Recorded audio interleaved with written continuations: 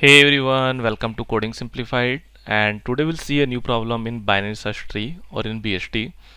So basically we are given a BST here. We need to find out the kth smallest element present in the BST, right?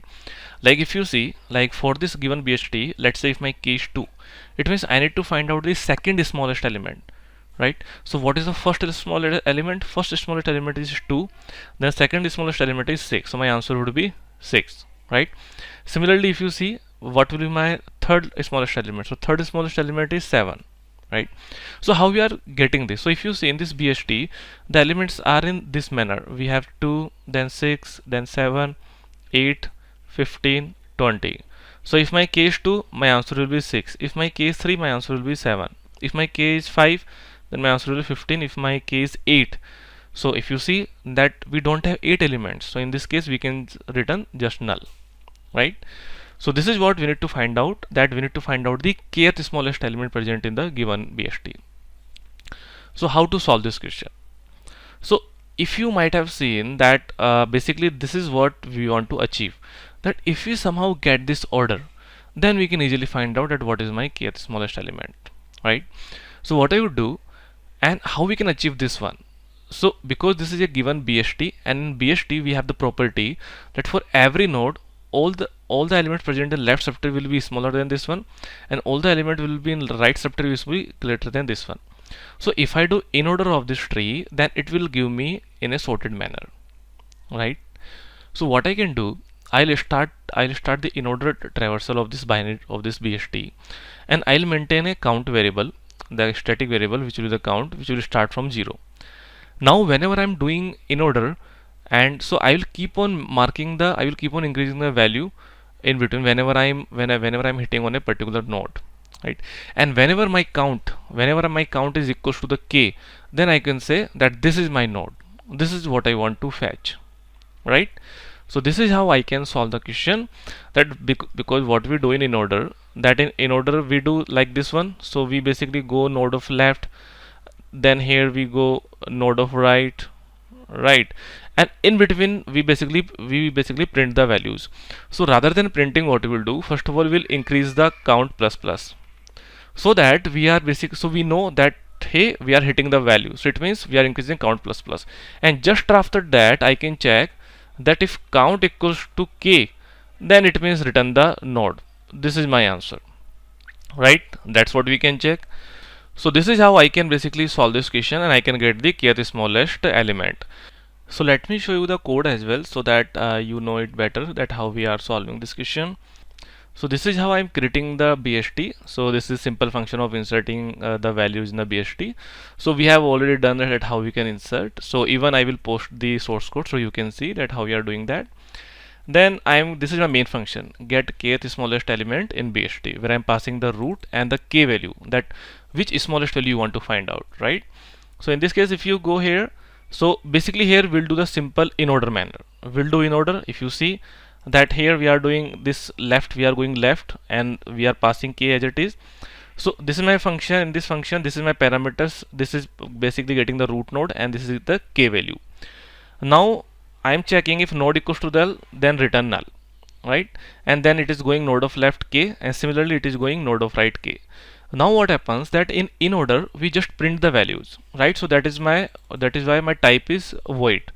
But in this case we need not to print, but actually we need to return that what is my kth smallest value, right? So that is why my return type is node, and that is why at the last I'm returning this values, right? So what we can do, that here, so these are my left one, this is how I am going right one. Now in between we do important part, right?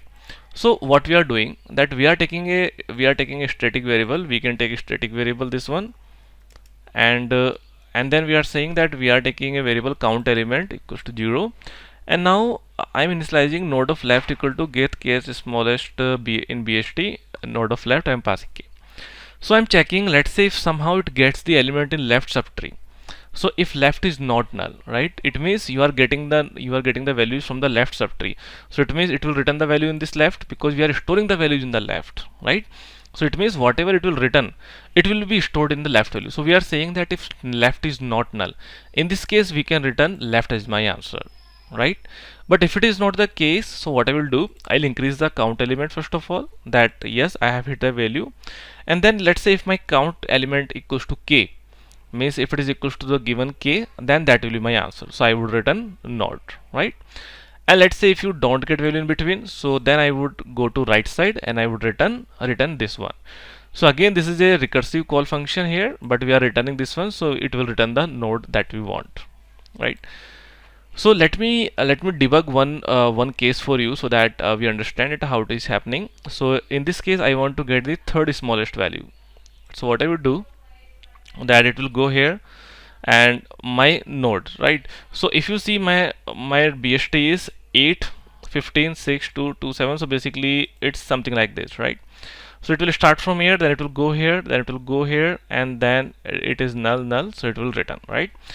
So let's see here in this case how it is happening.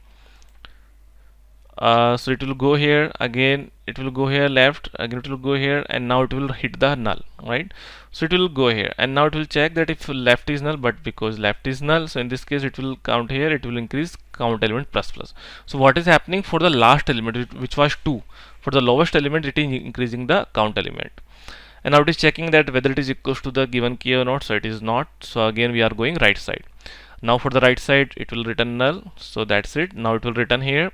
So now if you see that for node, so for the current node is 6, so it means the current node is 6, right? And then this value will return null, right? Because it is not able to find the value, so left is null. So that is why now it will again increase the count element. So if you see that count element means till now we have got 2 element, right? And then it will go to right side.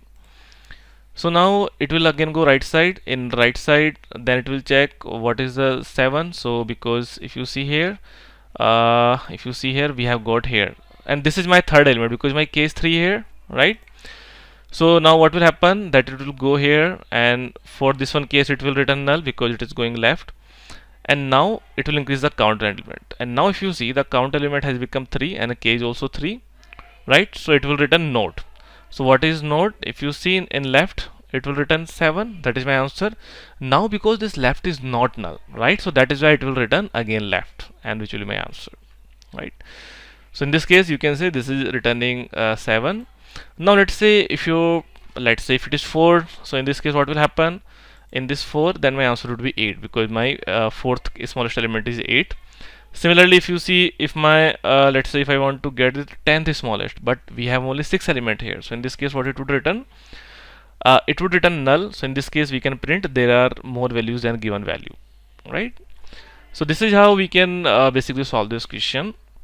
Now if you talk about the time complexity to solve this question, what we are doing, right?